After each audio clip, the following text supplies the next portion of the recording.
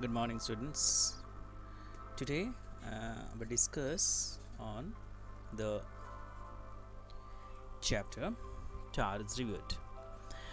Okay, this story is from your book Honeysuckle. Okay, so first of all, I want to discuss on the summary of the story. Taro is Revered is a popular fairy tale of Japan. It involves the story of a son, Taro, who wanted to fulfill the wishes of his father. Taro was a poor boy. He earned money by chopping woods from the jungle. But the money he earned was not sufficient for him and his parents. He lived with his parents on a lonely hillside. He earned only a small amount of money from his work. This made him sad because he wanted to make life better for his parents. One day it was very cold. Taro's father said, I wish I had a cup of sake. Okay, what is sake? Sake is a drink, okay? It provides energy and enthusiasm. When I'll discuss the story in detail, then you'll come to know the meaning about sake. Okay, next. This made Taro sadder than ever, for the sake was very expensive. Expensive means costly.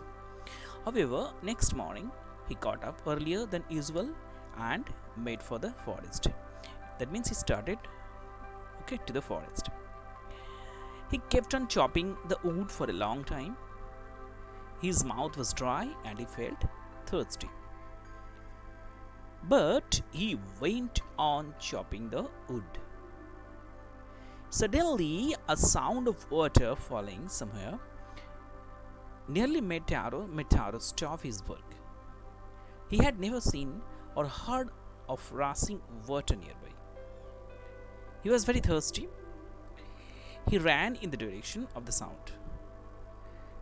Taro saw a small but beautiful waterfall. He drank the liquid, but to his surprise, it was not water but sake. Taro had a pitcher with him. He filled it with delicious liquid and hurried home.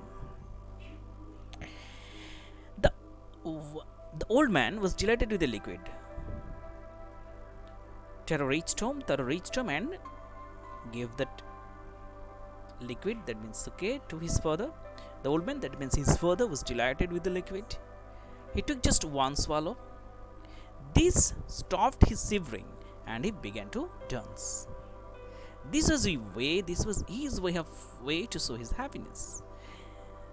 That day they had a visitor from the village who was offered sake. Okay. That means the visitor was offered sake by the family members of Taro. Taro told her the story of the magic waterfall. So the story spread other villagers.